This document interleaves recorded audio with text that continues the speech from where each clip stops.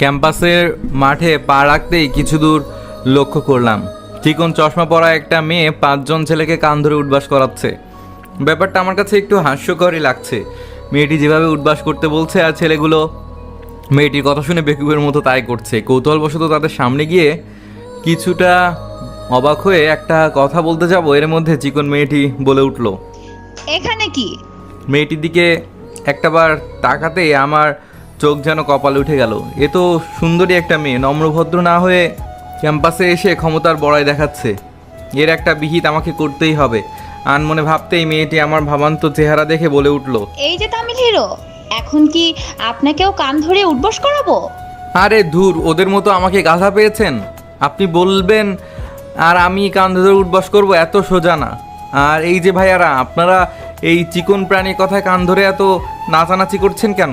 আমার কথায় মেয়েটি 460 ভোল্টেজে রেগে গিয়ে চোখগুলো বড় বড় করে আমার দিকে তাকিয়ে রইল। আর ছেলেগুলো ভয়ে প্রথম দাঁড়ালো। কিছু একটা বলতে যাব, এর মধ্যে আচমকায় তারা দৌড়ে পালালো। তাদের কাণ্ড দেখে ভেবাচাকা খেয়ে আবার বলে উঠলাম, কি হলো ভাই, আপনারা এই চিকন প্রাণীকে এত ভয় পাচ্ছেন কেন? ওরা দূর থেকে, ভাই আপনার কপালে আজ অনেক দুঃখ আছে এই পালারে। তাদের মধ্যে থেকে একজন বলতে বলতে সবাই একসাথে দৌড়ে পালিয়ে গেল।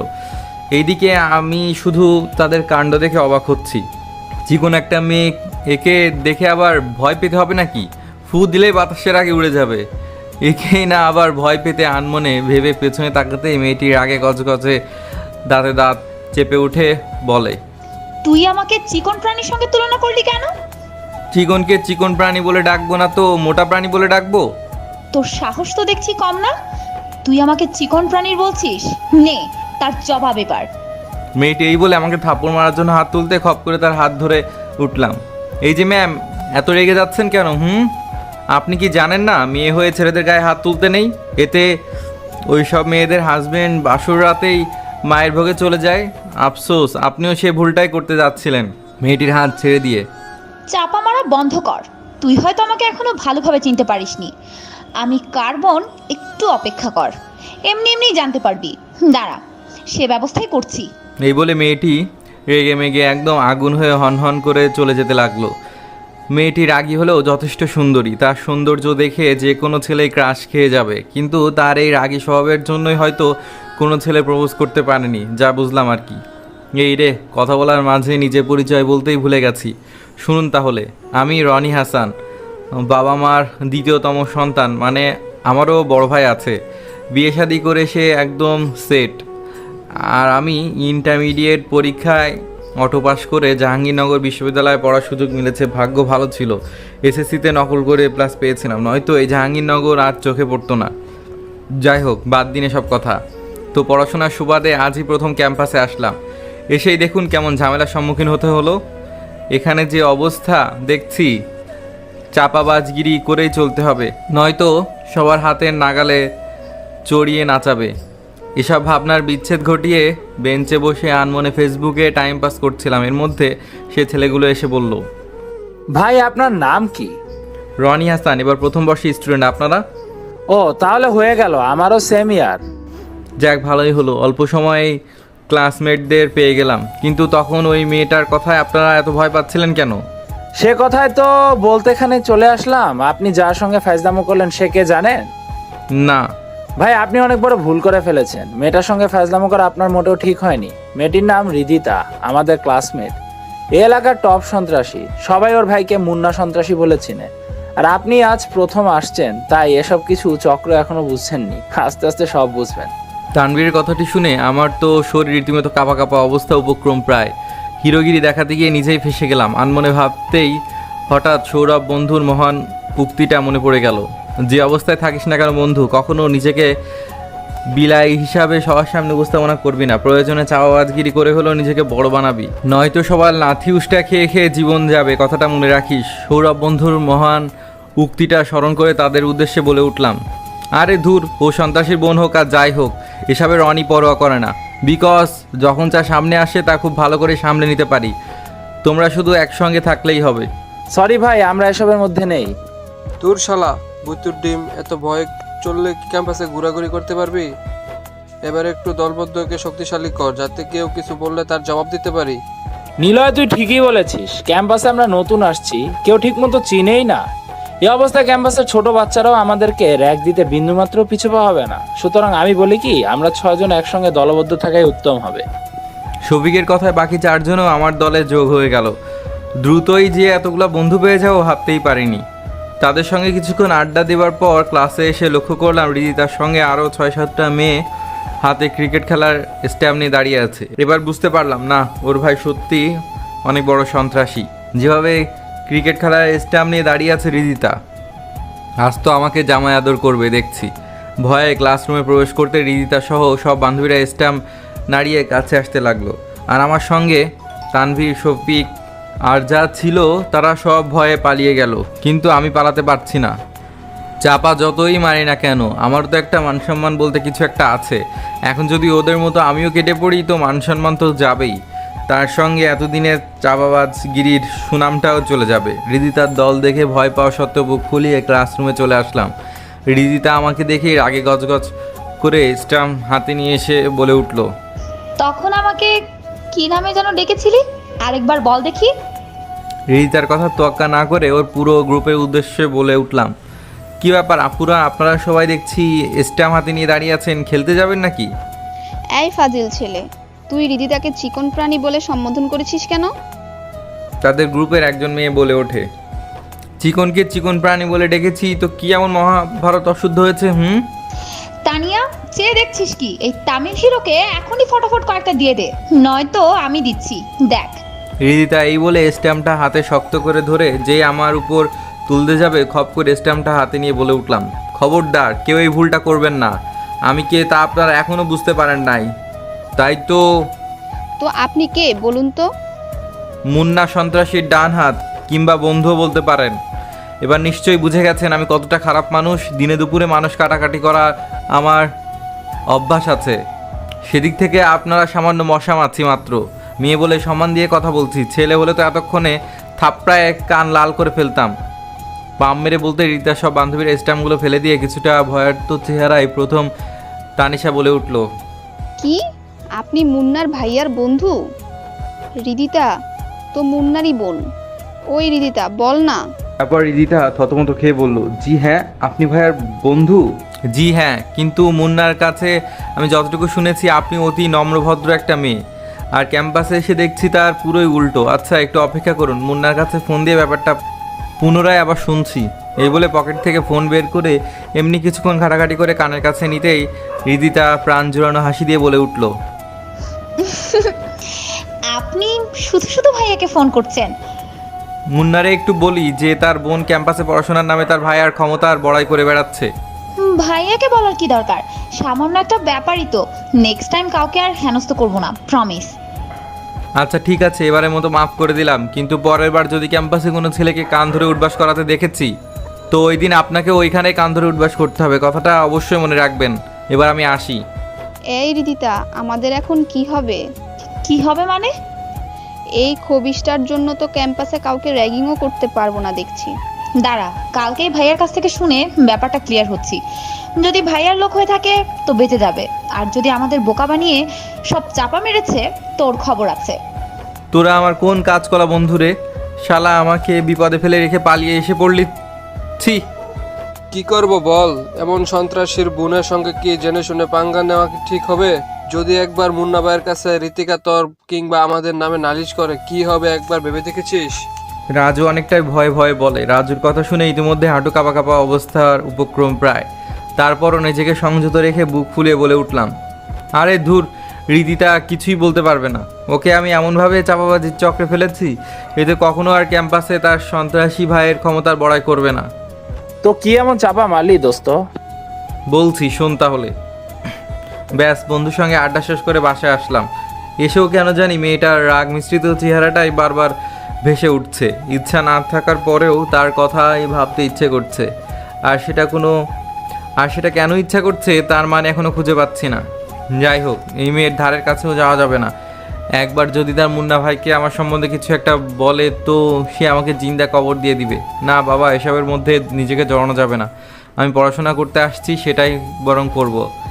যেই ভাবা সেই কাজ। পরদিন ক্যাম্পাসে চলে আসলাম। তানভীর, শফিক, রাজু কাউকেই পেলাম না। এদিক সেদিক তাকিয়ে দেখলাম হৃদিতাও নেই। দেখে চিন্তামুক্ত লাগছে। প্রফুল্ল মনে ক্যাম্পাসের মাঠে বসে আনমনে ফেসবুকে টাইম পাস করছি।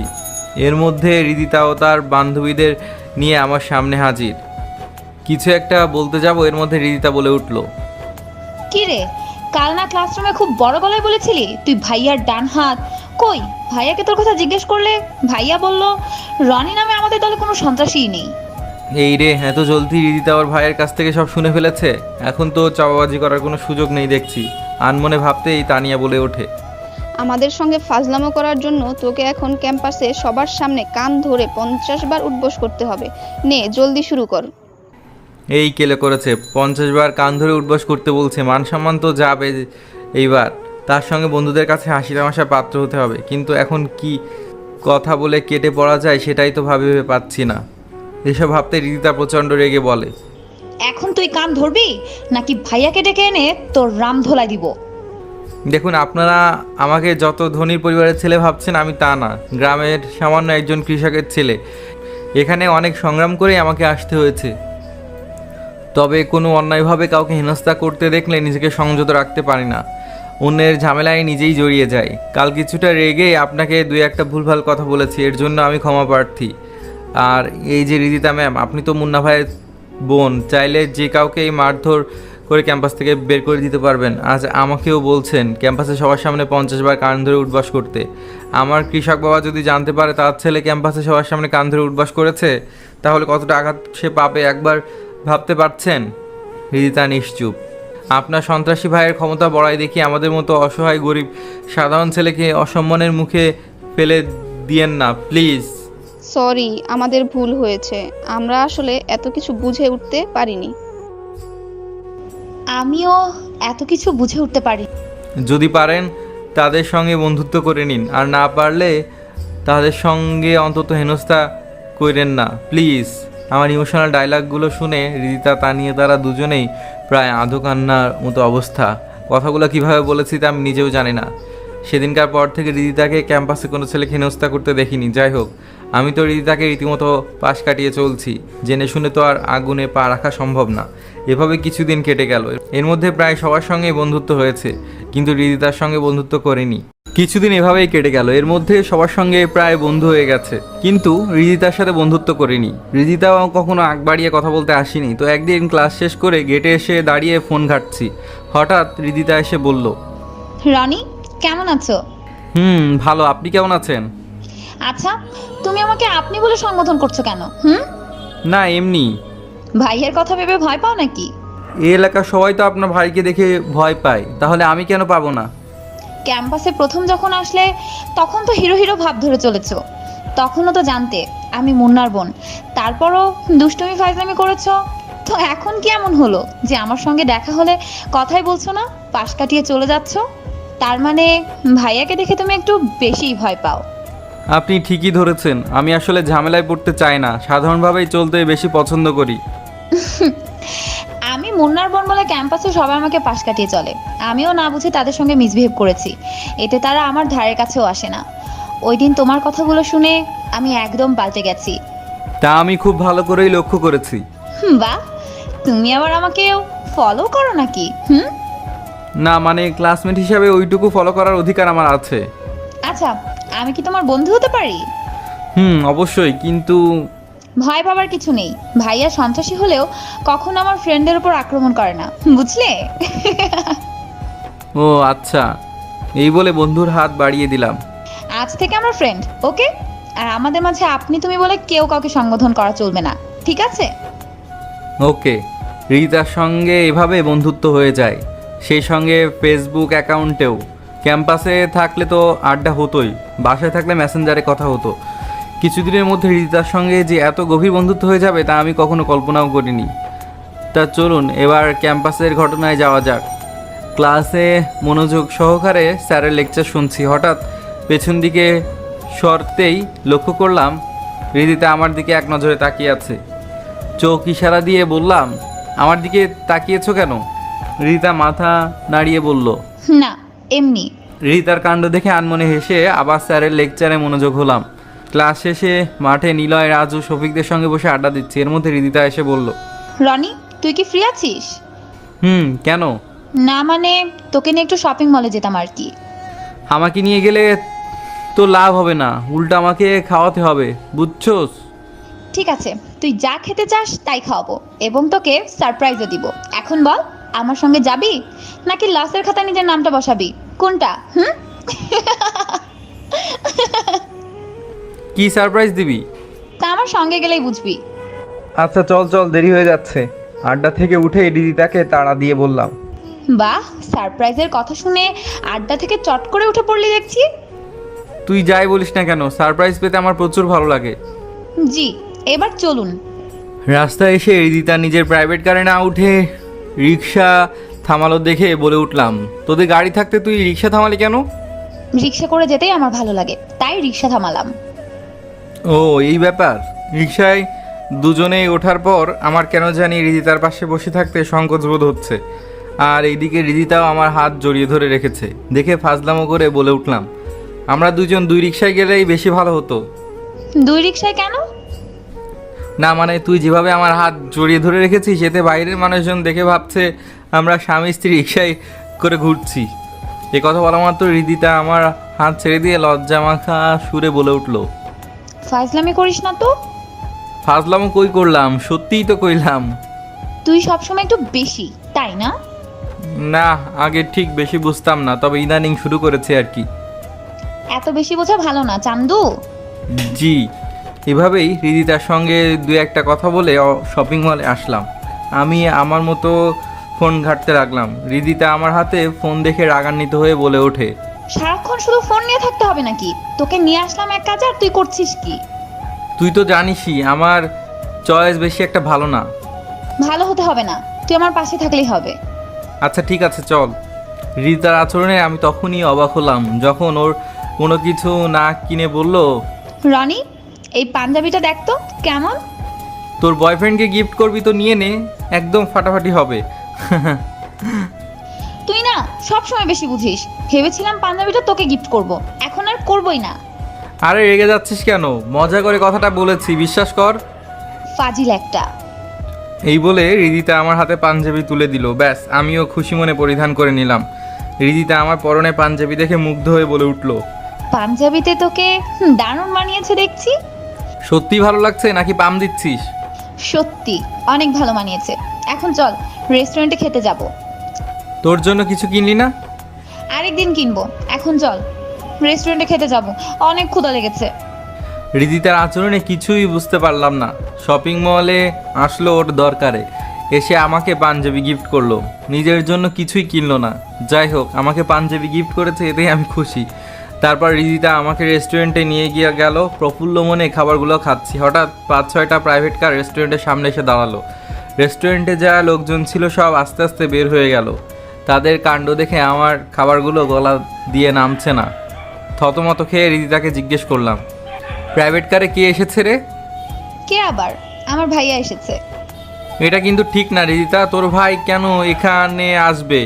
রিদিতা আমার ভয়ার্ত চেহারা দেখে বলে উঠল, রেস্টুরেন্টে খেতে এসেছে হয়তো, তুই শুধু শুধু ভয় পাচ্ছিস। ভয় পাবো না তো নাচবো, যদি একবার এখানে আসে তখন। আসবে মানে এসে পড়েছে, ওই দেখ ভাইয়া এদিকেই আসছে। হাই ভাইয়া। তুই খাওয়া দাওয়ার প্রতি বেখেয়ালিভাবে চলাফেরা করস কেন? সকালে এত করে বললাম ব্রেকফাস্ট করে যেতে, আমার কথা না শুনে এতক্ষণ রেস্টুরেন্টে এসে খাচ্ছিস? ইয়ে মানে ভাইয়া, তুমি হঠাৎ এখানে? তোকে ফলো করে এখানে আসছি। কখন থেকে লক্ষ্য করছি এই ছেলে শপিং মল থেকে রেস্টুরেন্ট পর্যন্ত তোর সাথেই আছে। কে এই ছেলে? রিদিতা কেমন জানি থতমত খেয়ে চুপ হয়ে গেল। এটা দেখে মুন্না ভাই আমার দিকে তাকিয়ে বলে ওঠে, এই ছেলে তোর নাম কি? মুন্না ভাইয়ের গম্ভীর কণ্ঠ ভরা আওয়াজ শুনে অনেকটাই ভয় পেয়ে গেলাম। আগে থেকেই মুন্না ভাইকে ভয় পেতাম, আজ আরও রেস্টুরেন্টে রিদিতার সঙ্গে ঘুরতে দেখছে, আজ নিশ্চিত আমাকে মেরে ফেলবে। এসব ভেবে মুন্না ভাইয়ের কথা উত্তর দেওয়ার আগে মুন্না ভাই ধমক দিয়ে বলে উঠল, এই ছেলে তোর নাম বলছিস না কেন? ইয়ে মানে আমার নাম রনি হাসান। তো রিদিতার সঙ্গে রেস্টুরেন্টে কেন? রিদিতা ওর ভাইয়ার রাগান্বিত হওয়া দেখে স্বাভাবিক করার জন্য বলে ওঠে, ভাইয়া তুমি রেগে যাচ্ছ কেন? রনি তো আমার শুধুমাত্র বন্ধু, এছাড়া কিছুই না, বিশ্বাস করো প্লিজ। ও এ কথা আগে বলবি তো, শুধু শুধু আমাকে রাগিয়ে দিচ্ছিলি। ভেবেছিলাম এই ছেলে তোকে কথার জালে ফাঁসাচ্ছে। না ভাইয়া, তেমন কিছুই না। রনি খুব ভালো ছেলে, এছাড়া ও আমার খুবই ভালো বন্ধু। ও আচ্ছা, সরি ব্রাদার, আমার আসলে মাথা ঠিক থাকে না, কখন কাকে কি বলে ফেলি তা আমি নিজেও জানি না। It's okay. আচ্ছা ঠিক আছে, তোরা থাক, আমি বরং বাসায় চলে যাই, মাথাটা খুব ব্যথা করছে। আর ছোট ভাই, তুমি কিছু মনে করো না। ইটস ওকে ভাইয়া। মুন্না ভাই এ বলে চলে গেল। এইদিকে আমার হাঁটু কাঁপা কাঁপা অবস্থা, গলা শুকিয়ে যাচ্ছিল। ভয় কাকে বলে এই মুহূর্তে খুব ভালোভাবেই বুঝতে পারছি। মাফিয়ার বোনের সঙ্গে ফ্রেন্ডশিপ করা মানে আগুনে পা রাখা সমান কথাই। আনমনে ভেবে যাচ্ছি, এর মধ্যে রিদিতা বলে উঠল, সরি রে, ভাই আসলে ব্যাপারটা বুঝতে পারেনি, ভেবেছে তোর আর আমার মধ্যে কিছু একটা চলছে। ভাইয়ার কথায় তুই মন খারাপ করিস না, বাসায় গিয়ে তোর হয়ে ভাইয়াকে আমি বকে দিব, ঠিক আছে? রিদিতার কথা তোয়াক্কা না করে বলে উঠলাম, এখন আমাকে মেসে যেতে হবে। হ্যাঁ অবশ্যই যাবি, তার আগে খাবারটা শেষ কর। না রে, আজ খেতে ইচ্ছা করছে না। কি আর করার, চল তাহলে। রাস্তায় এসে দুইটা রিক্সা ডাকতেই রিদিতা বলে উঠল, দুই রিক্সা ডাকছিস কেন? ইয়ে মানে আমার একটু ইমার্জেন্সি, নিলয়ের ওখানে যেতে হবে, তুই বরং বাসায় চলে যা। মিথ্যা কথা বললাম। রিদিতা আমার ব্যাপারটা খুব ভালো করে বুঝতে পেরে বলে উঠল, আচ্ছা ঠিক আছে, মেসে গিয়ে আমাকে ফোন দিস। ওকে। রিদিতাকে অন্য রিক্সায় পাঠিয়ে কেমন জানি শান্তি শান্তি লাগছে। এতক্ষণ তো পুরো ভয়ে ছিলাম। এতদিন এলাকার লোকজনের কাছ থেকে শুনে আসছি, আজ নিজেই দেখলাম কথা বলার মাঝে হুট করে রেগে যায়। দিনে দুপুরে মানুষজন মেরে ফেলতে তো পরোয়া করে না যে। যদি কোনো ভুল ত্রুটির জন্য মুন্না ভাই আমাকেও আক্রমণ করে তখন তো আমি শেষ। তার থেকে রিদিতার সঙ্গে বন্ধুত্বই শেষ করতে হবে। জেনে শুনে বিপদের মুখে পা রাখা মোটেও আমার জন্য কাম্য হবে না। যেই ভাবা সেই কাজ। যোগাযোগের মাধ্যমগুলোতে এক এক করে সবগুলোতে রিদিতাকে ব্লক করে দিলাম। উপর দিকে ভাইয়া তুমি কিন্তু কাজটা মোটেও ঠিক করনি। সরি বললে কি হবে, ও তো আমাকে এমনি অনেক ভয় পায়, আজ আবার তুমি ওকে শাসিয়েছো। আরে বাবা, সরি বলছি তো। আচ্ছা ঠিক আছে, আমার হয়ে তোর ফ্রেন্ডকে সরি বলে দিস, যে ভাইয়া যে কাজটি করেছে তার জন্য সে অনুতপ্ত এবং সরিও বলেছে। এবার ঠিক আছে?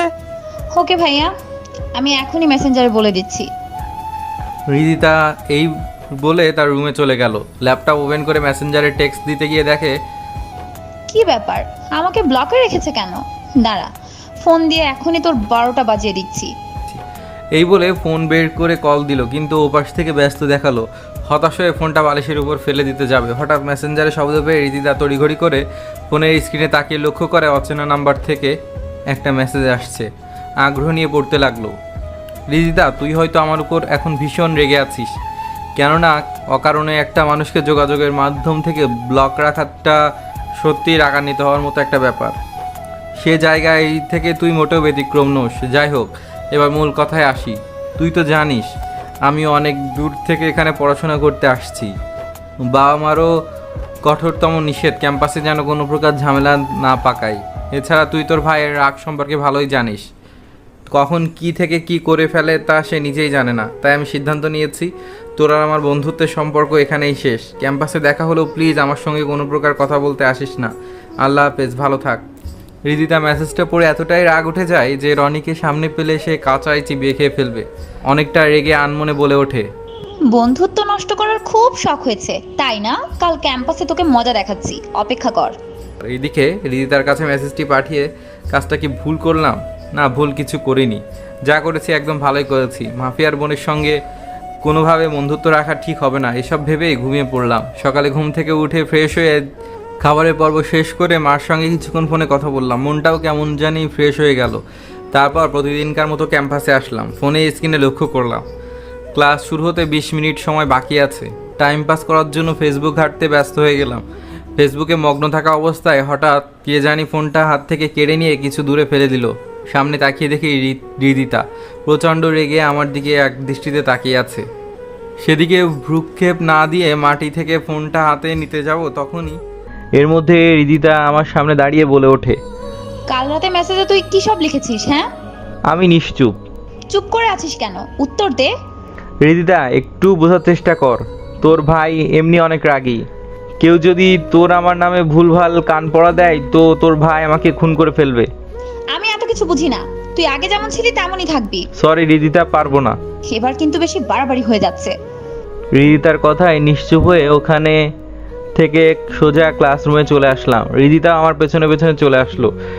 সেদিক আমার ভ্রুক্ষেপ নেই, নিশ্চুপ হয়ে সিটে বসে আছি। নিলয়, তানভীর, শফিক, রাজু এক এক করে সব স্টুডেন্ট ক্লাসে চলে আসলো। আমার ও কথা বলার মতো মানুষ পেয়ে গেলাম। উপর দিকে রিদিতা শুধু আমার দিকে তীক্ষ্ণ চোখে তাকিয়ে আছে। একবার রিদিতার দিকে তাকিয়ে আবার মুখ ফিরিয়ে নিলাম। এভাবেই রিদিতাকে ইগনোর করতে লাগলাম। এখন রিদিতা আগ বাড়িয়ে কথা বলতে আসলেও কোনো একটা কাজের বাহানা দেখিয়ে ওখান থেকে সরে যেতাম। এক প্রকার রিদিতাকে পাশ কাটিয়ে চলতাম আর কি। হঠাৎ একদিন রিদিতা আমার মেসে এসে বলতে লাগলো, রনি, তুই কিন্তু আমাকে রীতিমতো এড়িয়ে চলছিস, যা আমার একটুও ভালো লাগছে না। প্লিজ আগের মতো হয়ে যা না। রিদিতাকে আমার মেসে দেখে থতমত খেয়ে বলে উঠি, রিদিতা তুই হঠাৎ আমার মেসে? তোর তো ভাব বেশি ক্যাম্পাসে, কথা বলার সময় নেই, তাই মেসে চলে আসলাম। লোকজন তোকে আমার মেসে দেখলে অনেক বড় অসম্মানের মুখে পড়তে হবে। রিদিতা প্লিজ তোর বাসায় চলে যা, আমি বরং তোর সঙ্গে কাল ক্যাম্পাসে কথা বলবো। আগে আমার প্রশ্নের জবাব দে, তুই আগের মতো ফ্রেন্ডলি ভাবে চলবি, হ্যাঁ অথবা না? আগের মতো ফ্রেন্ডলি ভাবে চলা আমার পক্ষে সম্ভব না, বুঝতে পারছিস না কেন? তুই আসলে আমার কথা শুনবি না, তাই তো। আমি নিশ্চুপ। আমার নীরবতা দেখে রিদিতা বলে ওঠে, এবার তোর সঙ্গে খারাপ কিছু হতে যাচ্ছে, যা তুই কল্পনাও করতে পারবি না। যে ভয়ে তুই আমাকে পাশ কাটিয়ে চলেছিস, সে ভয়টাই তোকে সারা জীবন পেতে হবে। সে ব্যবস্থাই করছি, তার প্রস্তুতি নিয়ে নে। প্রচণ্ড রেগে কথা বলে রিদিতা ম্যাচ থেকে চলে গেল। রিদিতার কথার আগামাথা কিছুই বুঝতে পারলাম না। সারা জীবন ভয়ে থাকতে হবে মানে ও কি বোঝাতে চাইলো? যাই হোক, ওর কথা ভেবে সময় নষ্ট করার কোনো মানেই নেই। তবে একটা বিষয় বুঝতে পারছি, ফ্রেন্ডই তো আছে, এর মধ্যে একমাত্র আমি পাশ কাটিয়ে চললে ওর কি সমস্যা? হয়তো রিদিতা আমাকে ভালো বন্ধু ভাবে। হুট করে বন্ধুত্ব সম্পর্ক নষ্ট করায় মানতে পারছে না। অপরদিকে রিতিকা বোন আমার, কান্না করছিস কেন? মুন্নার কথাটা শুনে রিদিতা আরও জোরে কান্না করে বলে ওঠে, খবরদার, আমার সঙ্গে ভুলেও কথা বলতে আসবে না। মুন্না হঠাৎ তার বোনের অভিমান দেখে থতমত খেয়ে যায়। হঠাৎ আবার কি এমন হলো যে কান্না করছে? আনমনে ভেবে মুন্না বলে, আচ্ছা কি হয়েছে বলবি তো নাকি? শুধুমাত্র তোমার জন্য আমার বন্ধু বান্ধব কেউ কাছে ঘেঁষতে পারে না। ওই দিন রনিকে একটু শাসিয়েছো দেখে ও আর আমার সঙ্গে কথা বলবে না তো দূরের কথা, চোখ তুলে তাকানোর সাহসটুকু পায় না। আমি আগ বাড়িয়ে কথা বলতে চাইলেও পাশ কাটিয়ে চলে যায়। এই ব্যাপার, রনি কথা বলে না দেখে কান্না করছিস? কান্না করবো না তো কি করব? ও আমার এত ভালো একটা বন্ধু, হুট করেই কথা বলা বন্ধ করেছে, এতে কি আমার খারাপ লাগে না? হ্যাঁ অবশ্যই খারাপ লাগবে, তবে তার জন্য যে কান্না করতে হবে এমন তো কোনো কথা না। তোর ফ্রেন্ড আরো অনেকে আছে, তাদের কথা ভেবে মন খারাপ করে বসে থাকতে তো কখনো দেখিনি। আজ যে চোখের জল দেখছি, এই কান্নার পিছনে অবশ্যই কোনো রহস্য জড়িয়ে আছে, যা আমি জানি না, তাই তো? মুন্নার সন্দেহজনিত কথা শুনে রিদিতা কান্না মিশ্রিত কণ্ঠে বলে ওঠে, ভাইয়া, তুমি কোন রহস্যের কথা বলছো? আমি মাফিয়া সন্ত্রাসী হতে পারি ঠিকই, কিন্তু দিন শেষে আমার একটা পরিবার আছে, কেউ একজন আছে যার মূল্য পৃথিবীতে সবচেয়ে আমার কাছে বেশি। কে সেই মানুষ জানিস? না ভাইয়া। সেটা হলো আমার ছোট বোন রিতিকা, যাকে সেই ছোটবেলা থেকে ওই বুকে আদর যত্ন করে বড় করেছি, সেই সঙ্গে তার চাওয়া পাওয়া পূরণ করতে ত্রুটি রাখিনি। আজ সেই বোন কান্না করছে শুধু একটা বন্ধুর জন্য। আচ্ছা তোকে কটা প্রশ্ন জিজ্ঞেস করব, তার ঠিকঠাক উত্তর দিবি, লুকাবি না, কেমন? ওকে ভাইয়া। প্রথম প্রশ্ন হলো, তুই রনিকে ভালোবাসিস? না, ভালোবাসি না। তাহলে তার জন্য কান্নাকাটি করছিস কেন? রনিকে আমি ভালোবাসি না, তবে ওর সঙ্গে কথা না বললে আমার ভালো লাগে না। সব কিছুতেই খারাপ লাগা কাজ করে। ও যখন আমাকে পাশ কাটিয়ে চলে, তখন কেন জানি আমার খুবই কান্না পায়। এমনটা যদি হয়ে থাকে তো নিশ্চিত ওই ছেলেটার প্রেমে পড়েছিস। এর জন্য এড়িয়ে চলা সহ্য করতে পারিস না, ভয় পাবার কোনো কারণ নেই। তুই শুধু একবার তোর মনের কথাটা আমাকে বল, তোদের বিয়ে আমি নিজ হাতে দিব, একটু ভেবে দেখ। মুন্নার কথা শুনে রিদিতা লজ্জিত হয়ে হাসি মুখে রুম ত্যাগ করলো। রিদিতার আচরণে তার ভাইও বিষয়টি বুঝতে পিছপা হলো না। এইদিকে, মামা আপনার এখান থেকে বিকাশে টাকা তোলা যাবে কি? হ্যাঁ অবশ্যই, এই এজেন্ট নাম্বারে টাকা পাঠিয়ে দাও। ওকে। বিকাশ থেকে টাকা তুলে মানিব্যাগে রাখতে যাব, এর মধ্যে প্রাইভেট কারে কয়েকজন লোক এসে নেমে আমার উদ্দেশ্যেই বলে ওঠে, আপনার নাম কি রনি হাসান? তাদের কথা শুনে থতমত খেয়ে বললাম, হ্যাঁ, কিন্তু আপনারা কারা? আমরা মুন্না ভাইয়ের লোক। তো আমাকে এখানে ইন্টারফেস করছেন কেন? তা আপনি মুন্না ভাইয়ের কাছে গেলেই বুঝতে পারবেন। এখন কথা না বাড়িয়ে জলদি গাড়িতে উঠুন। সরি ভাই, অকারণে মুন্না ভাইয়ের ওখানে যেতে আমি ইচ্ছুক না। তাছাড়া মুন্না ভাইয়ের সাথে আমার কোনো শত্রুতাও নেই যে তার সঙ্গে আমার দেখা করতে হবে। আপনারা ভাই এবার আসতে পারেন। এখন আপনি ভালো ভালো গাড়িতে উঠেন তো সম্মানের সহিত আমাদের সঙ্গে যেতে পারবেন, নয়তো জোর করে আপনাকে এখান থেকে তুলে নিয়ে যেতে আমরা বাধ্য হব। লোকগুলোর কথা শুনে হাঁটু রীতিমতো কাঁপতে শুরু করলো। মুন্না ভাই আমাকে ডাকছে, তার মানে রিদিতা নিশ্চয়ই কোনো ঝামেলা পাকিয়েছে। আনমনে ভাবতেই লোকগুলো ধমকে সুরে বলে ওঠে, আপনি যাবেন নাকি তুলে নিয়ে যাব? থাক ভাই, তুলে নিয়ে যেতে হবে না, আমি স্ব ইচ্ছায় আপনার সঙ্গে যাচ্ছি, চলুন। বাধ্য হয়ে মুন্না ভাইয়ের বাসায় আসলাম। মনে মনে হাজারো ভয় লাগা কাজ করছে। দিদিতাও মেসে গিয়ে আমাকে শাসিয়ে আসছে। আজ মুন্না ভাইয়ের হাত থেকে আর রক্ষা নেই। আনমনে এসব ভাবছি। মুন্না ভাই সিঁড়ি বেয়ে নামতেই যা বললো তা শোনার জন্য মোটেও প্রস্তুত ছিলাম না। মুন্না ভাই সিঁড়ি দিয়ে নামতেই বলল, কিরে, তোর সাহস দেখছি অনেক বেড়ে গেছে। ইয়ে মানে ভাইয়া, আপনি কি বলতে চাচ্ছেন? একটু অপেক্ষা কর, সবই বুঝতে পারবি।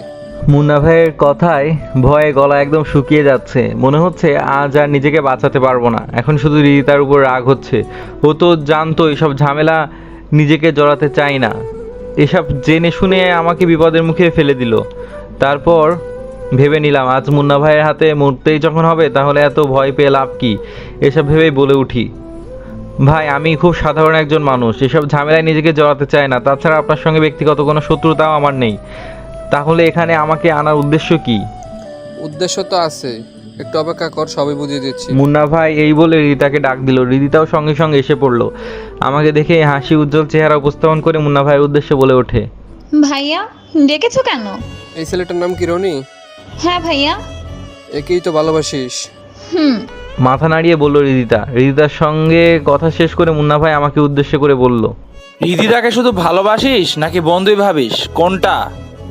মুন্না ভাইয়ের কথাটা শোনার জন্য আমি মোটেও প্রস্তুত ছিলাম না। অবাক প্লাস ভয় নিয়ে বলি, ভাইয়া আপনি ভুল ভাবছেন, রিদিতাকে আমি ভালোবাসি না, শুধুই বন্ধু ভাবি। রিদিতা তুই চুপ করে আছিস কেন? ভাইয়াকে সব কিছু বল। এত ভয় পাবার কি আছে? ভাইয়াকে বলে দে তুই আমাকে ভালোবাসিস। রিদিতার কাছ থেকে এই কথা শুনে আকাশ ভেঙে যেন আমার মাথায় উপর পড়ার উপক্রম প্রায়। কি বলছে, মাথা কি খারাপ হয়ে গেল নাকি? রিদিতা এটা কিন্তু ঠিক হচ্ছে না। আমাদের মাঝে কখনো ভালোবাসার সম্পর্ক ছিল না, বন্ধুত্বের সম্পর্কই ছিল। আজ হঠাৎ এসব উল্টোপাল্টা কথা বানিয়ে বলছিস কেন? কি? আমি বানিয়ে বলছি তুই আমাকে ভালোবাসিস না? আচ্ছা ঠিক আছে, তোকে আমায় ভালোবাসতে হবে না। রিদিতা এই বলে ছোট বাচ্চাদের মতো কান্না করে তার রুমে চলে গেল। এদিকে রিদিতার চোখের জল দেখে মুন্না ভাই রাগান্বিত হয়ে আমার শার্টের কলার চেপে ধরে বলে ওঠে, আমার বোনের চোখের জল দেখলে আমার মাথা ঠিক থাকে না। ইচ্ছা করছে তোকে এখনই শেষ করে দেই। ভাই আপনি বিশ্বাস করুন, আমার আর রিদিতার মাঝে কোনো ভালোবাসার সম্পর্ক ছিল না। ও বানিয়ে বলছে এসব। ঋতিকা আমার শুধু বোন না, ও আমার মায়ের মতো। ছোট থেকে যা চেয়েছে তাই এনে দিয়েছি। এবারও তার আবদার আমি পূরণ করব। আর তা দুদিনের মধ্যেই। জয়নাল, বিয়ের সমস্ত আয়োজন প্রস্তুত কর, কালকে এদের বিয়ে সম্পন্ন করব ইনশাআল্লাহ। জি আচ্ছা ভাই, আমি বরং এখনই ডেকোরেশন এবং লাইটিংয়ে পুরো বাড়ি আলোকিত করার ব্যবস্থা করছি।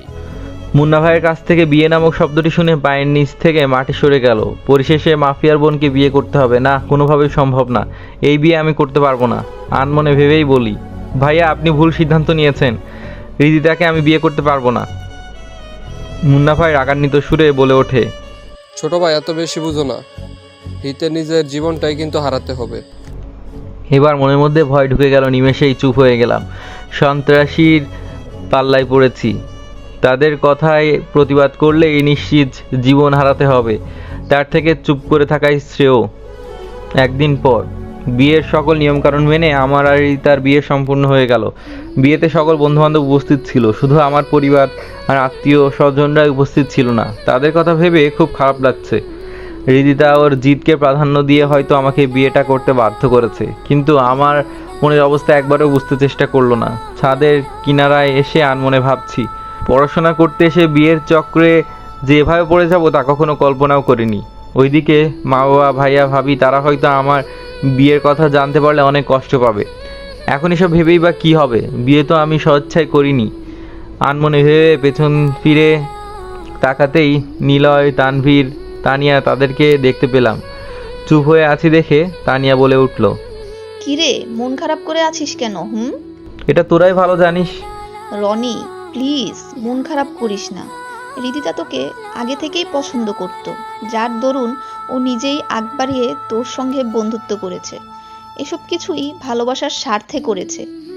মুন্না ভাইকে নিয়ে হৃদিতাও অনেক ভয় পেত যদি তোর সাথে সত্যিই কোনো ক্ষতি করে ফেলে। এ ভয়ে ভালোবাসার কথাটি প্রকাশ করেনি, বরং তোকেও বুঝতে দেয়নি। ইভেন আমাকেও অনেক দিন পর জানিয়েছে। পরিশেষে তুই কি করলি? মুন্না ভাইয়ের সামান্যতম ধমকানোতে হৃদিতাকে ইগনোর করতে শুরু করলি। তোর এই ইগনোরের করাটা সত্যিই দিতে পারছিল না। তারপর আর কি, হৃদিতা ওর ভাইটাকে সবটা বলে প্ল্যান করেই তোকে ব্ল্যাকমেল করে বিয়েটা করে ফেলে। তানিয়ার কথা শুনে আমি যেন আকাশ থেকে পড়লাম। হৃদিতা আমাকে সত্যি সত্যি ভালোবাসতো আর আমি কিছুই টের পেলাম না। তবে হৃদিতাকে একটু শাস্তি ভোগ করতেই হবে। আমাকে ভয় দেখিয়ে বিয়েতে মক নিয়েছে, এর শাস্তি যদি না দেই তাহলে কেমন করে হবে? কি রে, কোথায় হারিয়ে গেলি? তানিয়ার কথায় ভাবনার ঘোর কেটে গেল। মানে কি যেন বলছিলি? কিছুই না, তুই এখন বাসর ঘরে যা। রাত প্রায় 12টা বাজতে গেল। ওইদিকে বেচারি হৃদিতা তোর অপেক্ষায় প্রহর গুনছে মনে হয়। ধ্যাত, আমি আছি টেনশনে, তুই আছিস ফাজলামন মুডে। বন্ধু লেট করছিস কেন? যা, বিড়ালটা আগে আগে মেরে আয়, নয়তো হাতছাড়া হয়ে যাবে। তানিয়া, নিলয়, তানভীর তারা আমাকে নিয়ে দুষ্টামি ফাজলামো করছে। এর মধ্যে হঠাৎ হৃদিতা ছাদে এসে কোনো কথা না বলে আমার হাত ধরে টেনে রুমে নিয়ে গিয়ে দরজা বন্ধ করে। তানভীর, নিলয়, তানিয়া তারা আমাকে নিয়ে দুষ্টুমি ফাজলামো করছে।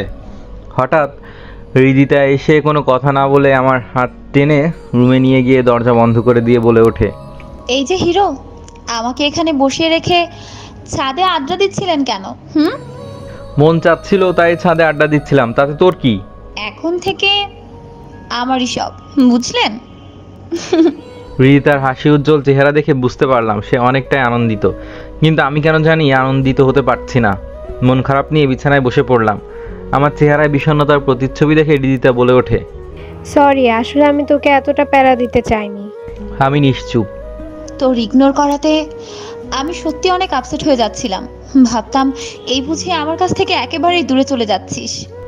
হৃদিতার অনুশোচনায় কথাটা শুনে তার দিকে তাকিয়ে বলে উঠি, তুই আমাকে যে ভালোবাসতি এ কথা একবারও প্রকাশ করিসনি। আমাকে একবার জিজ্ঞেস করে তো জানতে পারতি, তা না করে এমন এক কাণ্ড করে ফেললেই তা সত্যি অবিশ্বাস্য। আমার ভালোবাসার কথা তোকে বললে কি হতো? উল্টো কোনো কিছু না ভেবে আমাকে না করে দিতি। কারণ একটাই ছিল, আমার ভাই সন্ত্রাসী, আর ভাইয়াকে তুই অনেকটাই ভয় পেতি। এর জন্যই তোকে ভালোবাসার কথাটা বলতে পারিনি। তা নয় বুঝলাম, কিন্তু বিয়ের বিষয়টি এত জলদি করলি কেন? তুই জানিস না আমি এখনো স্টুডেন্ট, বাবার টাকায় চলছি, তার সঙ্গে লেখাপড়াও করছি। এখন তো আমার ভবিষ্যৎটা অন্ধকার হয়ে গেল দেখছি।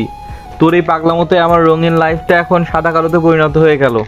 রাগে পুরো শরীর রিরি করছে, মন চাচ্ছে হৃদিতাকে কষে একটা থাপ্পড় মেরে দেই, কিন্তু ওর সন্ত্রাসী ভাইটার জন্য পিছপা হতে হচ্ছে। নিজের রাগ নিজের মধ্যে ধামাচাপা দিতে হচ্ছে। ধুর, লাইফটাকেই শেষ করে দিল। এসব ভেবে কম্বল মুড়িয়ে চোখ বুজে ফেললাম। কিছুক্ষণ পর হৃদিতা আমাকে জড়িয়ে ধরে কানের কাছে এসে বলল, ঘুমিয়ে পড়ছিস কেন? আজ না আমার বাসর রাত।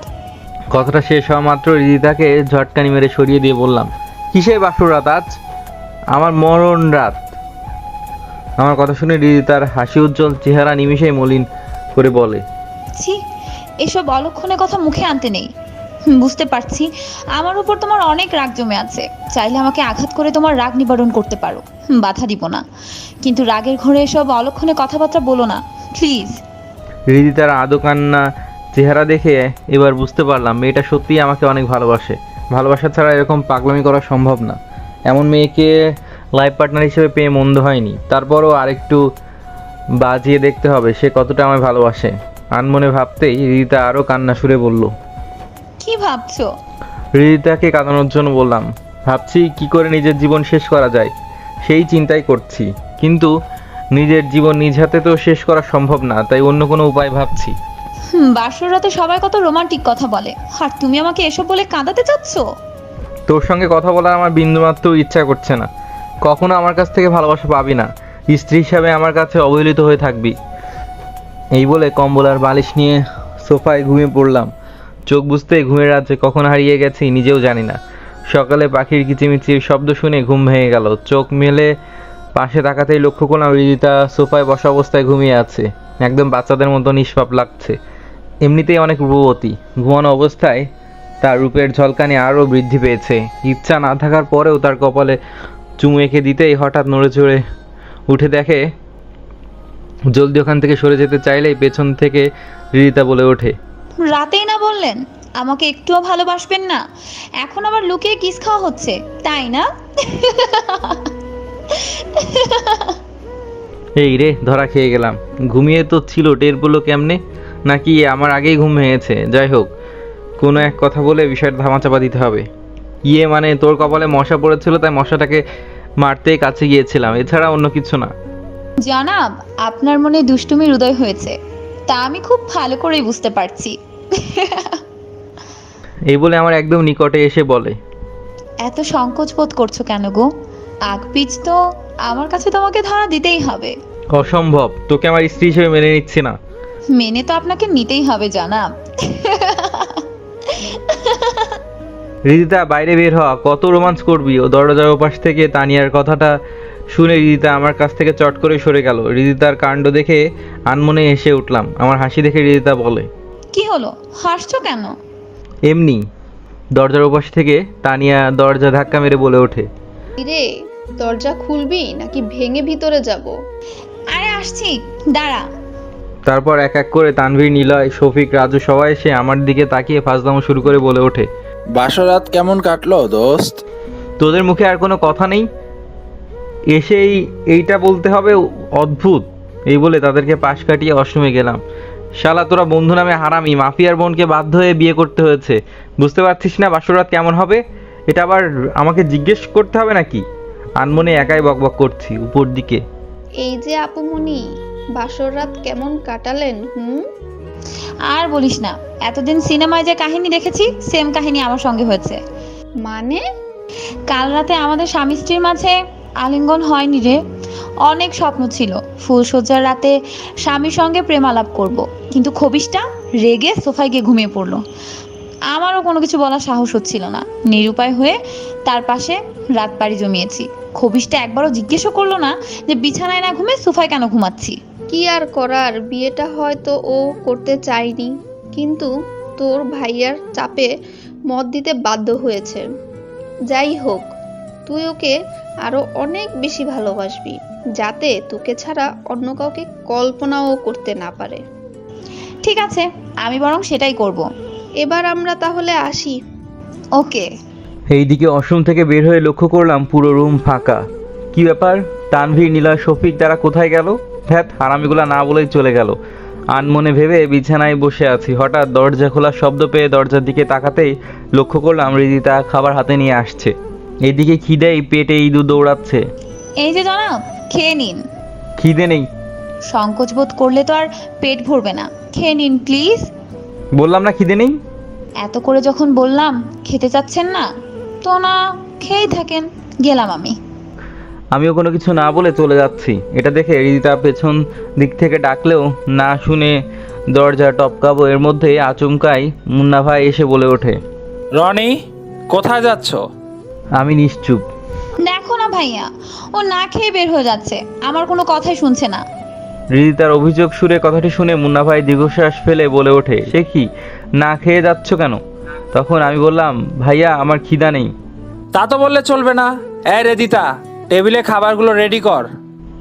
এই বলে মুন্না ভাই আমার হাত ধরে টেবিলের দিকে নিয়ে গিয়ে চেয়ার টেনে ইশারায় বসতে বলে। আমিও বাধ্য ছেলের মতো বসে পড়ি। তারপর এক এক করে খাবারের আইটেম রিদিতার সামনে এগিয়ে দেয়। ইচ্ছা না থাকা সত্ত্বেও খেতে শুরু করি। কিছুক্ষণ নীরবতা থাকার পর মুন্না ভাই বলে ওঠে, পৃথিবী জুড়ে আপনজন বলতে আমার ছোট বোনটাই আছে।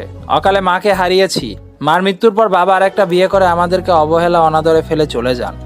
অনেক কষ্টের মাঝে আমার এই ছোট বোনটাকে কোলে পিঠে করে বড় করেছি, কখনো তার চোখের জল আসতে দেয়নি। নিজের স্বাদ আহ্লাদ বিসর্জন দিয়ে আমার বোনটার চাওয়া পাওয়াকে প্রাধান্য দিয়েছি। তবে আমার বোনটা অনেক চাপা স্বভাবের, কখনো মুখ ফুটে কোনো কিছু আবদার করে না। আমি আন্দাজ করে এক এক সময় এক এক সারপ্রাইজ তাকে এনে দিতাম। সেদিন ওকে যখন কান্না করতে দেখলাম তখন জিজ্ঞেস করলাম, কান্না মিশ্রিত কণ্ঠে বলে, ভাইয়া, তোমার জন্য আমার বন্ধু বান্ধব ইগনোর করে চলে, কথা বলে না। কথাটি শুনে আবার যখন তাকে জিজ্ঞাসা করলাম, কে কথা বলে না আমাকে বল, তখন সে তোমার নামটাই বলেছিল। আমি ভেবে নিলাম ও শুধু তোমাকে বন্ধু ভাবে, না, তার থেকে অন্য কিছু।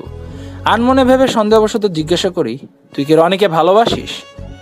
আমার কথায় শব্দে না প্রকাশ করে মাথা ঝুঁকিয়ে হ্যাঁ সম্মতি দিয়েছিল। তারপর কোনো কিছু না ভেবে বিয়ের সিদ্ধান্ত নিয়ে নেই এবং তোমাকে ভয় দেখিয়ে বিয়েতে মত দিতে বাধ্য করি। এটা অবশ্য বড় অন্যায় করে ফেলছি, এজন্য আমি ক্ষমা প্রার্থী।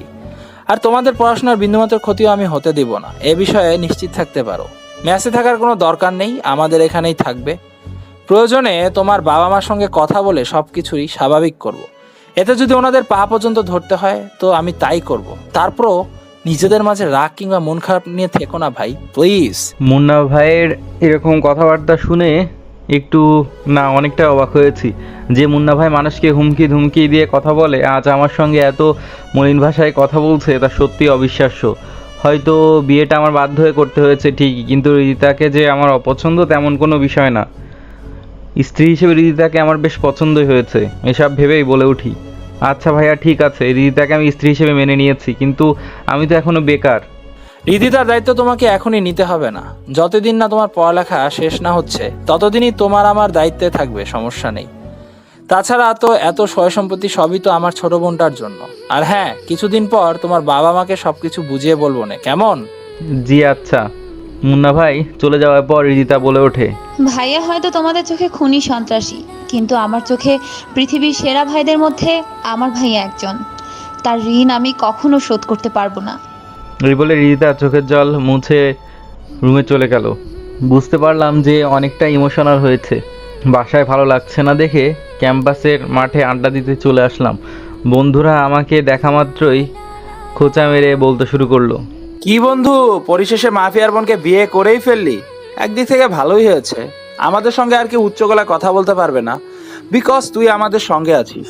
ধুর বাদ দে সব কথা, এমনিতেই অনেক প্যারায় আছি, কোনো কিছুতেই ভালো লাগছে না। সে কি, কাল বিয়ে করলি আজই বলছিস ভালো লাগছে না? গুরু আর কয়টা দিন যাক, তারপর নয় এই কথা মুখে উচ্চারণ কইরো গুরু। ব্যাস, বন্ধুদের এক দুই কথায় আড্ডা ভালোই জমে গেল। মন খারাপ থাকলেও এখন আর তা নেই। আড্ডা শেষ করে রিদিতাদের বাসায় না গিয়ে সোজা মেসে চলে আসলাম। বাড়িওয়ালা আমাকে দেখেই বলে ওঠে, বাবা তুমি মেসে থেকো না প্লিজ, ভীষণ ঝামেলায় পড়তে হবে। আঙ্কেল আপনি হঠাৎ এ কথা বলছেন কেন? মুন্না ভাইয়ের কঠোর আদেশ, তা আমাকে পালন করতেই হবে। ও আচ্ছা। এই বলে মেস থেকে গুটি গুটি পায়ে হেঁটে যাচ্ছি আর ভাবছি, মুন্না ভাই সত্যিই অনেক বড় মাপের সন্ত্রাসী। বাড়িওয়ালাকে কি না কি বলেছে, সে কথায় বাড়িওয়ালাও মানতে বাধ্য হয়েছে। আমার লাইফে এরকম পরিস্থিতির সম্মুখীন হতে হবে তা কখনো কল্পনাও করিনি। ভাগ্যের লিখন এমনই হয়তো ছিল। আনমনে ভাবছি আর গুটি গুটি পায়ে হেঁটে যাচ্ছি। হঠাৎ পকেটে রাখা ফোনটা কেঁপে উঠলো। পকেট থেকে ফোন বের করে স্ক্রিনে লক্ষ্য করলাম রিদিতার কল। গুরুত্ব না দিয়ে কেটে দিলাম। ব্যাস, আবারও কল দিল। এবার কল না কেটে রিসিভ করলাম। ওপাশ থেকে ঝাঁঝালো কণ্ঠে রিদিতা বলে, আমার কল রিসিভ করছো না কেন? কল রিসিভ না করলে কথা কার সঙ্গে বলছি? প্রথমবার তো কল কেটেই দিলে। আমার ইচ্ছা হয়েছে, কল রিসিভ করিনি। তো কোনো সমস্যা? হয়েছে, আর বলতে হবে না, বাসায় এসো। যেতে পারবো না। এসে পড়ো, নয়তো ভাইয়ার লোকজন পাঠিয়ে দিব কিন্তু। থাক, লোকজন পাঠিয়ে দিতে হবে না, আমি আসতেছি। কল কেটে তারপর তড়িঘড়ি করে বাসায় চলে আসলাম। রুমে এসে রিদিতাকে কিছু একটা বলতে যাব, এর মধ্যে রিদিতা আচমকায় এমন একটা কাণ্ড করলো তা সত্যি অবিশ্বাস্য। রুমে এসে রিদিতার উদ্দেশ্যে বলে উঠলাম, আমাকে এভাবে হাতের নাগালে নাচাচ্ছিস কেন? আমার প্রশ্নের উত্তর না দিয়ে রিদিতা বলে ওঠে, চোখটা একটু বন্ধ করো তো। হঠাৎ চোখ বন্ধ করবো কেন? প্লিজ বন্ধ করোই না, সারপ্রাইজ আছে। আচ্ছা ঠিক আছে, চোখ বন্ধ করলাম, তবে বেশিক্ষণ থাকতে পারবো না। ওকে। রিদিতার কথা মতো চোখ বন্ধ করা মাত্রই রিদিতার ঠোঁটের উষ্ণতা অনুভব করলাম, তবে বেশিক্ষণ না। চোখ মেলে তাকানোর মাত্রই রিদিতা দৌড়ে পালিয়ে গেল। এদিকে রিদিতার ঠোঁটের উষ্ণতা পেয়ে কেমন জানি একটা ঘোরের মধ্যে পড়ে গেলাম। এরকম একটা কাণ্ড করবে তা সত্যিই অবিশ্বাস্য বলে মনে হচ্ছে। এখন শুধু ঘুরে ফিরে রিদিতার ঠোঁটের উষ্ণতায় পেতে ইচ্ছা করছে। পালিয়ে যাবে কোথায়? আমার সামনে তো ওকে আসতেই হবে, তখন আমিও তার বদলা ভালোভাবেই নেব। রুম থেকে বের হয়ে রিদিতাকে আশেপাশে খুঁজতে লাগলাম। চারদিকে চোখ বুলিয়ে নিলাম, কোথাও নেই। ফোন বের করে কল দেওয়া মাত্র কিচেন রুম থেকে রিদিতার ফোন বেজে উঠলো। তারপর এদিক সেদিক না তাকিয়ে কিচেন রুমে গিয়ে লক্ষ্য করলাম খুব মনোযোগ সহকারে রান্না করছে। তার হাতের নাগালে ফোন কল টোন বাজছে, সেদিকে তার কোনো ভ্রুক্ষেপ নেই। আমিও কম কিসের। হুট করে পেছনে গিয়ে রিদিতাকে জড়িয়ে ধরলাম। আচমকায় জড়িয়ে ধরাতে কেঁপে ওঠে এবং প্লাস তুতলিয়ে বলে, কে? তখন আমি বললাম, আপনার হাজবেন্ড। ও আচ্ছা, হঠাৎ কি মনে করে আমার কাছে আসলেন? আমার বউটাকে একটু আদর করতে চলে আসলাম। ব্যাস, কথাটা শুনে রিদিতা আমার কাছে থেকে নিজেকে ছাড়িয়ে নেবার চেষ্টা করে বলে ওঠে, না না, আদরের কোনো দরকার নেই। দেখছো না রান্না করছি, ছাড়ো আমাকে। ছাড়বো না। তখনকার সারপ্রাইজটাতে আমার মন ভরেনি, সুতরাং সারপ্রাইজটা পুনরায় আবার চাই। এই বলে রিদিতার গলায় নাক ডুবিয়ে দিলাম। কিচেন রুমে এসে আপনাকে এত রোমান্টিক হতে হবে না, কেউ দেখে ফেললে লজ্জায় মুখ দেখাতে পারবো না। ছাড়েন বলছি। এত সুন্দরী বউ পাশে থাকলে সবাই রোমান্টিক হবে, তাহলে আমার কি দোষ? এই বলে রিদিতার ঠোঁটের উষ্ণতা নিতে যাব, হঠাৎ গরম ছেনি হাতে চেপে ধরাতে চট করে রিদিতার কাছ থেকে সরে গিয়ে বলে উঠি, বউ না ডাকাত, একটু কাছে এসেছি বলে গরম ছেনির স্যাক দিতে হবে? থুর, তোর কাছে আসাই আমার ভুল হয়েছে। মানা করার পরও শুনছিলে না কেন? ঠিক আছে, ভুল আমারই হয়েছে, আপনি রান্না করেন। এই বলে রেগে মেগে কিচেন রুম থেকে চলে আসলাম। ধুর, মুডটাই নষ্ট করে দিল। কিছুক্ষণ পর রিদিতা রুমে এসে দুষ্টুমির স্বরে বলে ওঠে, কেমন লাগে ফুলসজ্জার রাতে আপনি আমাকে ছ্যাঁকা দিয়েছেন, তাই এর প্রতিশোধ নিলাম। এবার তাহলে আমিও প্রতিশোধটা নিয়ে নেই, দাঁড়া। এই বলে বিছানা থেকে নেমে রিদিতার দিকে এগিয়ে যাচ্ছি, ও সেটা দেখে পালানোর চেষ্টা করার আগেই খপ করে হাত ধরে হ্যাচকা টেনে বুকে নিয়ে নিলাম এবং বললাম, এবার তোর কাছ থেকে আমাকে কেমনে সরাবি? নিজেকে বাঁচানোর টেকনিক আমার জানা আছে, তা দেখতে চাও? এটা ও আমাকে বলল। ওকে, চেষ্টা করে দেখতেও পারিস কিনা। পারমিশন পাওয়া মাত্রই হাতে সজোরে কামড় বসিয়ে দিল। ব্যথা পাওয়া সত্ত্বেও মুখে হাসি এনে বলে উঠলাম, এই সামান্য কামড়ে আমার কিছুই হবে না, বুঝছস? একটুও ব্যথা পাওনি? না, পাইনি। এই বলে রিদিতাকে বিছানায় নিয়ে প্রথমে কপালে চুমু এঁকে দিলাম, তারপর স্বামী স্ত্রী মধুর ভালোবাসায় দুজনেই হারিয়ে গেলাম। আলিঙ্গনের পর রিদিতা আমার বুকে মাথা রেখে জড়িয়ে শুয়ে আছে। দুজনের মাঝে কোনো কথা নেই, মনে হচ্ছে এই মুহূর্তে আমাদের দুজনেই বাকরুদ্ধ হারিয়েছি। নীরবতার প্রহর ভেঙে রিদিতা বলে ওঠে, আমাকে ছেড়ে কখনো যাবে না তো? নীরবতার মাঝে রিদিতার কথাটি শুনে থতমত খেয়ে বলে উঠি, চলে যাওয়ার প্রশ্ন আসছে হঠাৎ? না মানে, বিয়ে তো আমাকে স্বইচ্ছাই করনি, চাপে পড়ে তো মত দিতে বাধ্য হয়েছো। এর জন্য তোমাকে নিয়ে আমার অনেক ভয় হয়। হ্যাঁ, যেতেও পারি, ঠিক নেই। ফাজলামো করে বলতে রিদিতা ভীষণ ক্ষেপে আমার বুকের উপর উঠে পড়ে এবং বলে, এই কথা মুখে আরেকবার উচ্চারণ করলে বড্ড খারাপ হয়ে যাবে কিন্তু। আরে বাবা, রাগ করছো কেন? ফাজলামো করে বলেছি তো। অনেক হয়েছে, ছাড়ো আমাকে। রিদিতা নিজেকে ছাড়িয়ে নেবার বৃথা চেষ্টা করে। আরে কোথায় যাচ্ছ? থাকো না আরেকটু। আজ না হোক কাল ঠিকই তো আমাকে রেখে চলে যাবা, মাঝখান থেকে এত মায়া বাড়িয়ে লাভ কি? ছাড়ো আমাকে। বললাম তো ফাজলামি করে বলেছি, তারপরে রাগ কেন করছো? তাহলে আমার মাথায় হাত রেখে বলো, কখনোই আমাকে ছেড়ে যাবে না। আচ্ছা ঠিক আছে, যাবো না। আর যদি যেতেই হয় তো আমার বউটাকেও সঙ্গে নিয়ে যাব, খুশি? সত্যি? হুম। এই তো আমার লক্ষ্মী বর। এই বলে রিদিতা আমার কপালে চুমু এঁকে দিল। মেয়েটা সত্যি আমাকে অনেক ভালোবাসে। যাই হোক, রিদিতার মৃত্যুর আগ পর্যন্ত আর ছাড়ছি না। খুব জলদি ওকে আমার বাসায় নিয়ে যাব। হয়তো বাবা মা ভাইয়া তাদের কাছে একটু বকাঝকা শুনতে হতে পারে, কিংবা দু একটা থাপ্পড়ও খেতে হবে, তারপরও তো ঠিকই তাদের কাছে টেনে নিবে। আনমনে ভেবে মার কাছে ফোন দিলাম। দু একবার ফোন কল বাজার পর আম্মু ফোন রিসিভ করে বলে ওঠে, বাবা কেমন আছিস? হ্যাঁ আম্মু, ভালোই আছি। তোমরা সবাই কেমন আছো? আলহামদুলিল্লাহ, সবাই ভালোই আছি। তোর পড়াশোনার কি খবর? হ্যাঁ, ভালো। কি ব্যাপার, তুতলিয়ে কথা বলছিস কেন? না মানে, তোমাকে একটা কথা বলতে চাচ্ছিলাম। হ্যাঁ বল, শুনছি তো। আম্মু, আমি এখানে বিয়ে করে ফেলেছি। বাদর ছেলে, কি বললি? আবার বল দেখি। তারপর আম্মুকে স্পষ্ট ভাষায় যখন বললাম এখানে বিয়ে করে ফেলেছি, বাস আম্মু রেগে মেগে আগুন হয়ে ঝাঁঝালো কণ্ঠে যা বললো, বাদর ছেলে, তোকে লেখাপড়া করতে পাঠিয়েছি আর তুই ওখানে আমাদের ছাড়াই এসব করছিস? তোর ওখানে কালকেই আমি যাচ্ছি। এই বলে ফোনটা কেটে দিল। মা রাগান্বিত সুরে কথাটি শুনে অনেকটাই ভয় পেয়ে যায়, কারণ মা রাগ করলে ভীষণ ঝামেলায় আমাকে পড়তে হয়। আমার সুপারিশ তো একমাত্র মা করে, আর এখন দেখছি পুরাই বিপক্ষে চলে গেছে। তার দিক থেকে রিয়্যাক্ট করা অস্বাভাবিক কিছু না, তারপরও মার রাগান্বিত আচরণে ভয় করছে। মা যে রিয়্যাক্ট করলো, বাবা শুনলে তো বাসায় তুলবে না। এখন এসব ভেবে লাভ নেই, যা হবার তা হবে। রাতে ঘুমানোর সময় এসব চিন্তা ভাবনা করছি। রিদিতা আমাকে চিন্তিত দেখে জড়িয়ে ধরে বলে, কি ভাবছো? ভাবনা বিচ্ছেদ ঘটিয়ে বলে উঠলাম, মাকে আমাদের বিষয়টা জানিয়ে দিয়েছি। উনি আমার মুখে বিয়ে নামক শব্দটা শুনে অনেকটা রেগে যান এবং কালকে আসতে চাইছে। বুঝতে পারছি না মা এখানে আসলে কি হবে। আমার জন্য তোমাকে অনেক বকাঝকা শুনতে হবে, তাই না? হ্যাঁ পাগলি, তুমি মন খারাপ করছো কেন? মা তো আমাকে ছোট থেকে বকাঝকা করে, তার বকা শুনে হজম করার শক্তি আমার আছে। চিন্তা করো না, সব ঠিক হয়ে যাবে। রিদিতা ছলছল দৃষ্টিতে তাকিয়ে বলে ওঠে, তুমি যদি কোনো কারণে আমাকে ছেড়ে চলে যাও তাহলে আমি সত্যিই মরে যাব। তোমাকে ছাড়া আমি থাকতে পারবো না, যত কিছুই হোক না কেন। তুমি আমার হাতটা ছেড়ে চলে যাবা না তো? রিদিতার কথাটা যেন কলিজায় লেগে গেল। একে যত দেখছি ততই মন জয় করে নিচ্ছে। পরিস্থিতি যতই খারাপ আসুক না কেন, ভালোবাসা মানুষটিকে কখনো হাত ছাড়া করবো না। আনমনে ভেবে রিদিতাকে পরম ভালোবাসায় বুকে জড়িয়ে নিলাম। রিদিতাও আমার বুকে মুখ গুজে চুপটি করে ঘুমিয়ে পড়লো। রিদিতাকে দেখে মনে হচ্ছে পৃথিবীর সবচেয়ে শান্তির স্থানে এসে ঘুমিয়ে পড়েছে। দৃশ্যটি আমার কাছে খুবই মনোমুগ্ধকর লাগছে। নিজের অজান্তেই রিদিতার মাথায় হাত বুলিয়ে দিচ্ছি, আরও আমাকে জাপটে ধরে ঘুমের রাজ্যে পাড়ি দিচ্ছে। চিন্তাভাবনায় রাতটা নির্ঘুম কেটে গেল। ফজরে আজানের আগেই কখন যে ঘুম ধরে আসছে তা আমি নিজেও জানি না। সকালে রিদিতার মিষ্টির কোকিল কণ্ঠে ডাকে ঘুম ভেঙে গেল।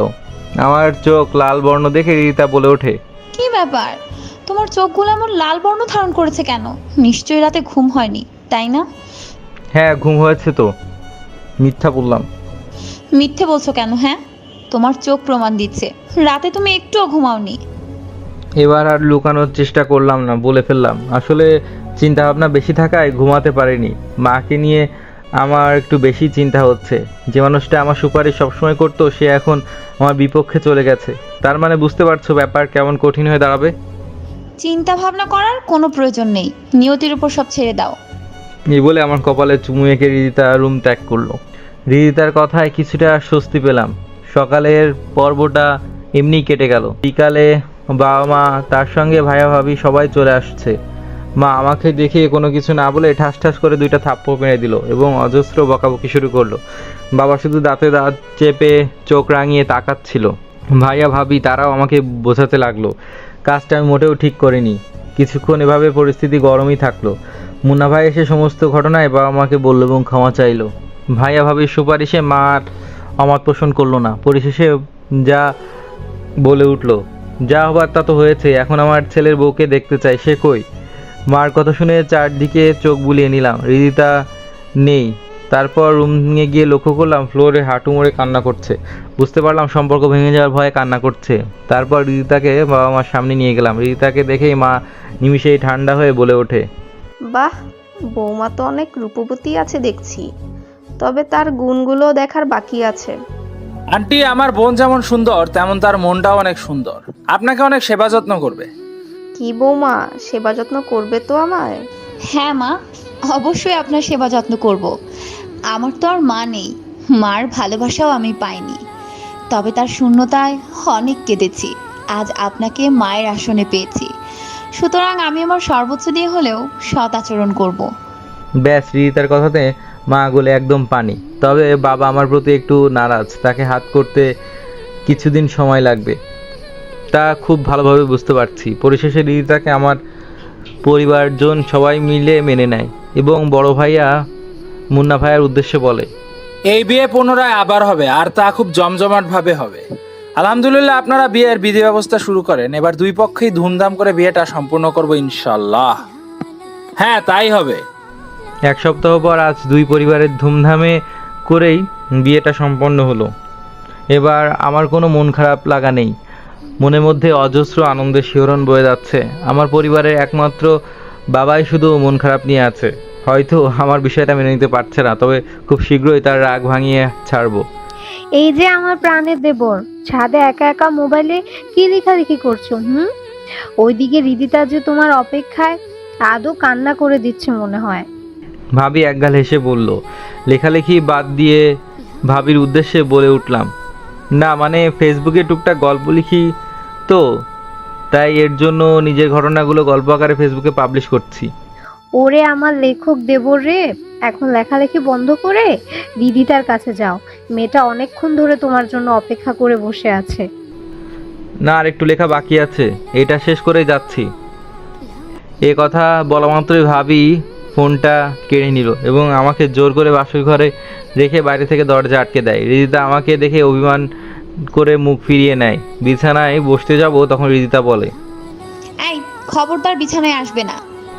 হঠাৎ রিদিতার রং বদল দেখে আমি বলে উঠলাম, কি ব্যাপার, বিছানা আমাকে যেতে দিচ্ছ না কেন? প্রথমবার বাসরাতের কথা মনে আছে?